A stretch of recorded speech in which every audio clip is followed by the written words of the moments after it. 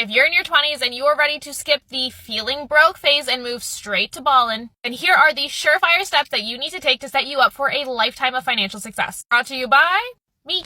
I went from making $50,000 a year to becoming a self-made millionaire at 30 years old, and now I teach others how it's done. Okay, so step one is understanding it's not about how much you make, it's about what you do with it. You can be wealthy making $40,000 a year and broke making $100,000.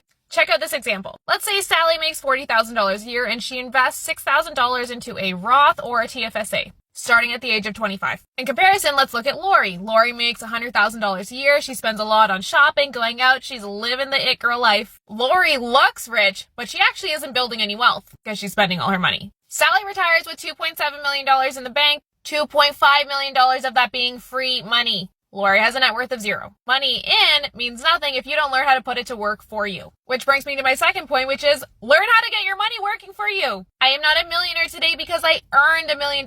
I am a millionaire because I grew $1 million.